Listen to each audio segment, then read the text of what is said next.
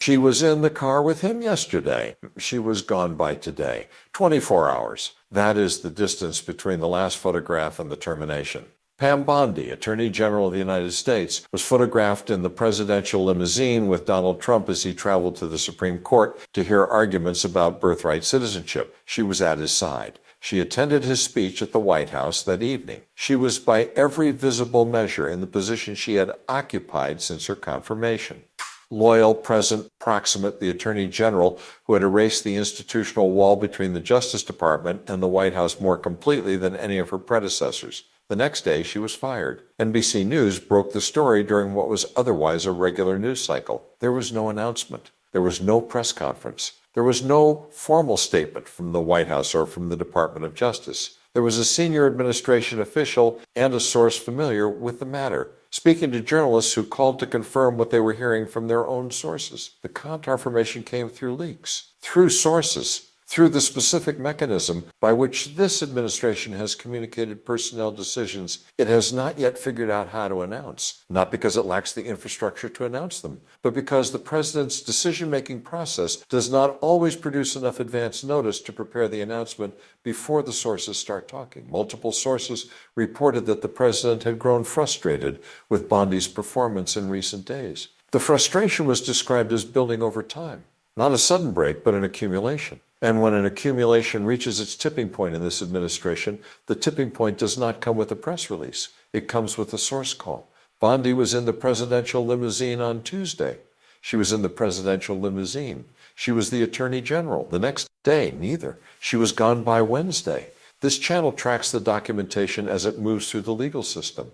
If you want to follow where this goes, subscribe and turn on notifications. New videos drop when the record produces something worth documenting. Let's start with the question that the firing immediately produces. Why now? The reporting from NBC identified 3 categories of frustration that had accumulated to the point of dismissal. The prosecutions that didn't happen, the Epstein files that didn't come, and the private message that became public. On the prosecutions, Trump had wanted the Department of Justice to pursue specific individuals. James Comey, the former FBI director who had become a symbol of the institutional resistance that Trump believed had plagued his first term. Letitia James, the New York Attorney General who had pursued civil fraud litigation against Trump's business interests. These were not targets that Bondi's DOJ had been reluctant to examine. There were documented attempts in both cases. The Comey investigation was opened and then closed without producing charges.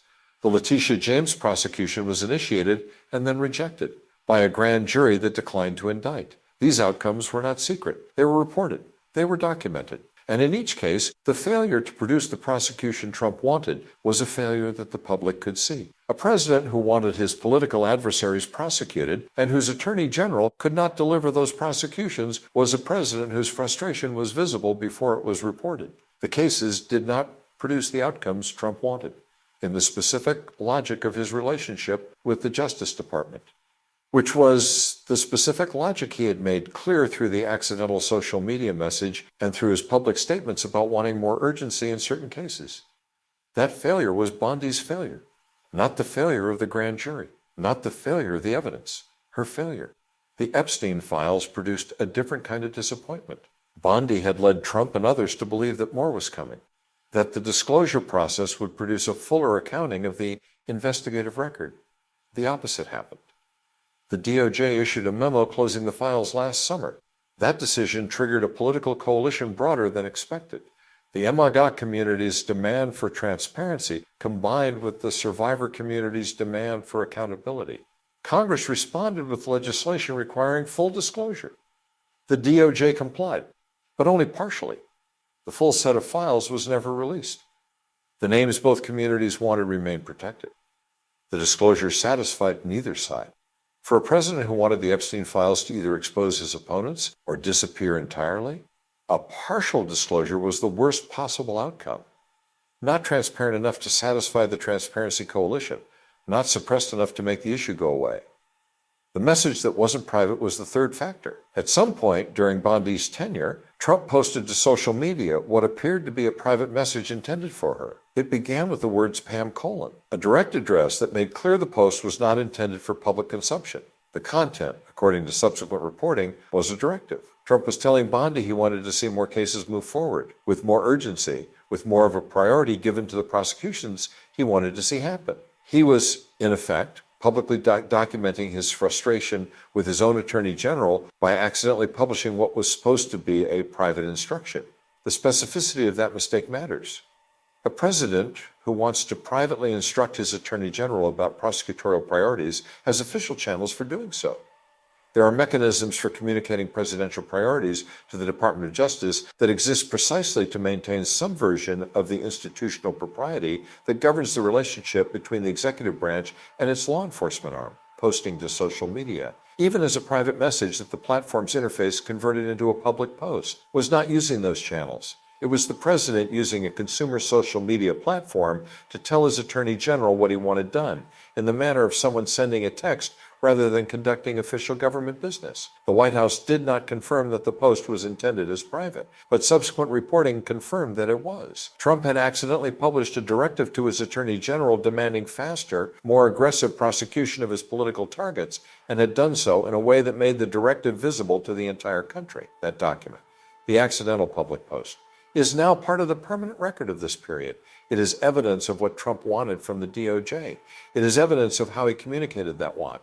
And it is evidence that the institutional wall between presidential preferences and prosecutorial decisions was not just eroded, but had been reduced to a social media message. He told her publicly what he wanted. She still couldn't deliver it. That gap is what ended her tenure. That message and the reporting that confirmed it is a document. It sits in the record of this period alongside every congressional hearing and every filing and every deposition that has examined the relationship between the Trump administration and the Department of Justice. It is evidence of what Trump wanted from his attorney general. It is evidence of why, when those wants were not satisfied, the relationship eventually reached the point where she was in the car on Tuesday and gone on Wednesday. Now, let's talk about who replaced her. Trump's former defense lawyer, now the nation's chief law enforcement officer, Todd Blanch, Deputy Attorney General, former defense attorney for Donald Trump. That biography requires examination that has not yet been sufficiently provided in the coverage of the firing. Blanch is not a figure who arrived at the Department of Justice from a neutral institutional position. He was Trump's lawyer. He represented Trump in the federal criminal cases brought during the Biden administration.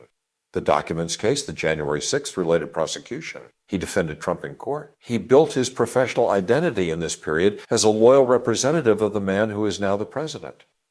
He was then appointed Deputy Attorney General, the second most powerful official in the Department of Justice.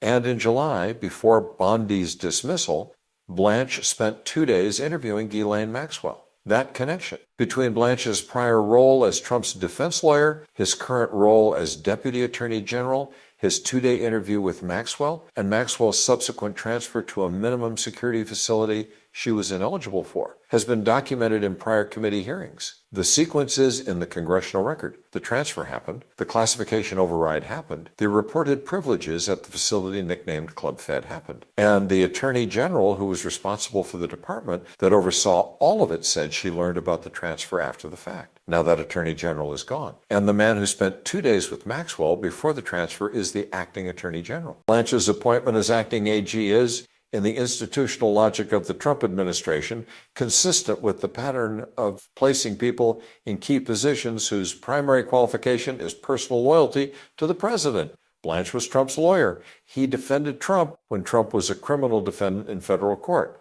He sat at the defense table. He argued that the charges were legally insufficient. He represented a private individual against the government that Blanch now leads as acting Attorney General. That transition from defense attorney to acting chief law enforcement officer is the most compressed version of the institutional reversal that has characterized the Trump administration's approach to the Justice Department. The person who was defending the president against federal prosecution now runs the federal prosecution apparatus. The cases against Trump were dismissed or dropped when Trump returned to office. But the institutional message of placing his former defense lawyer at the head of the DOJ is its own kind of documentation. It is a statement about what the Department of Justice is expected to be in this period. And he has now been elevated, at least temporarily, to the role of the nation's chief law enforcement officer, a position that carries the full authority of the office. The significance of that appointment cannot be assessed in isolation from the Maxwell context. Here is the documented sequence. Blanch interviewed Maxwell. Maxwell was transferred. Maxwell received privileges she was ineligible for. Maxwell has invoked the Fifth Amendment in every congressional hearing.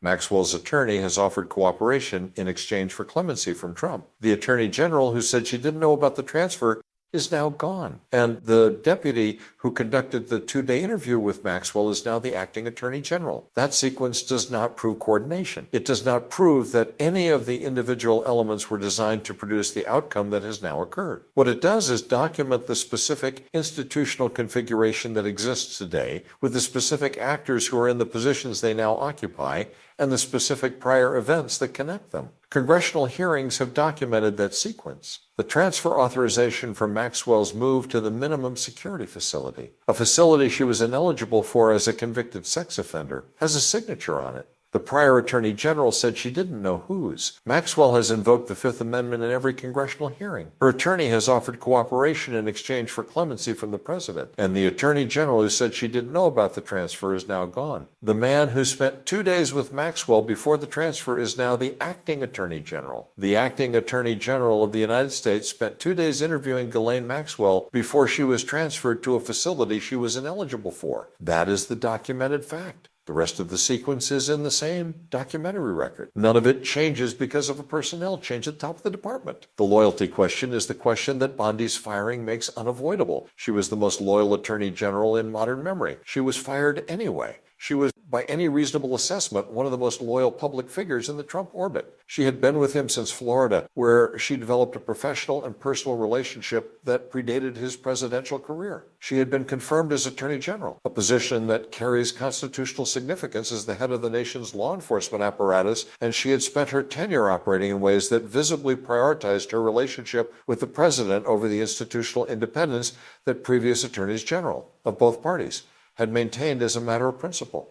She was at his events. She traveled with him. She was in the car. She attended the speech, and she was fired. NBC's Kelly O'Donnell noted it plainly. Personal relationships only go so far. Loyalty is sometimes only one way. The observation is applicable to everyone who has observed the Trump administration's management of its cabinet, but it carries a specific weight when applied to Bondi, who had made the personal relationship with the president the defining feature of her tenure rather than the institutional independence that the position formally requires. The wall between the Justice Department and the White House. The principle that has governed the relationship between those institutions for decades across administrations of both parties, because the integrity of law enforcement requires insulation from presidential preferences. That wall was erased during Bondi's tenure. She was at the White House constantly. She traveled with the president. She was in the car. She attended the speech. She had done everything that loyalty to the person in the White House could require. And the person in the White House fired her because the prosecutions he wanted had not materialized, because the Epstein files had not been managed in a way that protected him from political liability, and because the private message he accidentally made public had documented the frustration that was already building.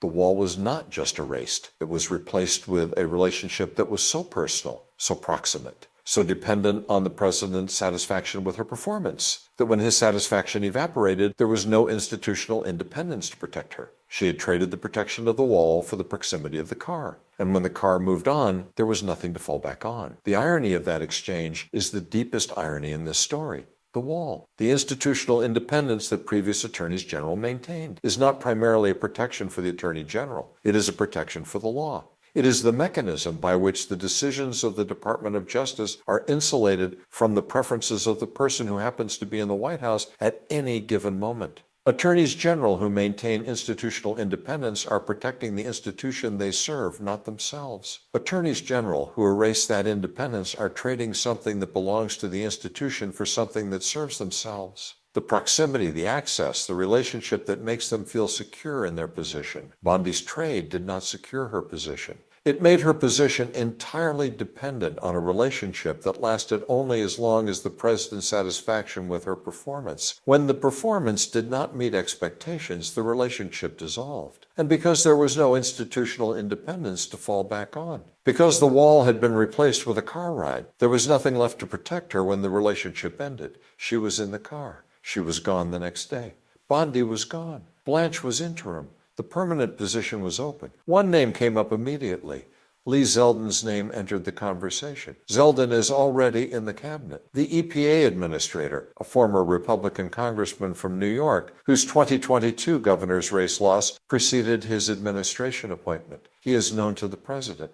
He is confirmed. He has demonstrated the loyalty the position of Attorney General in this administration requires as a prerequisite. His profile is exactly the profile the administration draws from when it needs to fill a sensitive position quickly. Inside the cabinet, inside the loyalty circle, available without a new confirmation fight. Whether Zeldin gets the permanent nomination is a question the next few weeks will answer. Blanch has the interim authority. The permanent position will go to whoever the president decides best serves the functions the position is now expected to serve. But the immediate succession went to Blanch. The president spoke by phone with at least one outlet and appeared to confirm that Blanch would serve as acting attorney general while the transition was sorted out. The formal announcement had not yet come through Truth Social or official channels, but the reporting was clear and the confirmation was coming. The second cabinet secretary to be fired and replaced. Kristi Noem was the first, removed from DHS and replaced. Now Bondi removed from DOJ and replaced, at least temporarily, by the man who was Trump's lawyer, who spent 2 days with Maxwell, and who is now the acting attorney general of the United States. The firing happened fast. Tuesday in the car, Wednesday gone. That is the complete timeline. That speed is itself significant. There was no extended public debate about Bondi's performance, no formal review process, no announcement building toward a decision over weeks. The frustration had been building for months. The private message, the failed prosecutions, the Epstein files, the congressional pressure that forced a partial disclosure Bondi had been managing in the other direction. But the actual termination came quickly. She was in the car Tuesday. The reporting came Wednesday. In Washington, the speed of a firing often reflects the extent to which a decision has been building without being communicated to the person being fired. Bondi's presence at the Supreme Court visit, at the speech, in the car. Those are the actions of someone who believed her position was secure, or who was performing the proximity that she believed would protect her until the moment it didn't. The gap between the last photograph and the termination is the gap between what the relationship looked like from the outside and what it had become on the inside. She was in the car. She was gone the next day. Todd Blanch is now the acting attorney general. The man who was Trump's defense lawyer is now the nation's chief law enforcement officer. The man who spent 2 days with Maxwell is now the head of the department that manages the Epstein file disclosure. The congressional record of what happened in that sequence, the meeting, the transfer, the privileges, the Fifth Amendment, the clemency offer, is still in the congressional archive. None of that changes with the change in personnel. What changes is who is responsible for what happens next. The files are still in federal records. The Epstein disclosure that Bondi managed partially is still incomplete. The congressional legislation requiring full disclosure is still in effect. The transfer authorization for Maxwell's move to the minimum security facility still has a signature on it. The congressional record of the committee hearings that documented the sequence, meeting, transfer, privileges, Fifth Amendment, clemency offer, is still in the congressional archive. None of that changes because Bondi is gone. None of that changes because Blanch is in. The person who spent 2 days with Maxwell is now the acting attorney general. The congressional committees that documented the sequence of events around that interview will continue to operate. The oversight authority of Congress over the Department of Justice does not transfer with the attorney general's title. The questions that were asked in those hearing rooms about who authorized the transfer, who signed the classification override, why Maxwell received privileges she was ineligible for, those questions are still in the record. They're still unanswered. The record doesn't change. Only the name at the top does.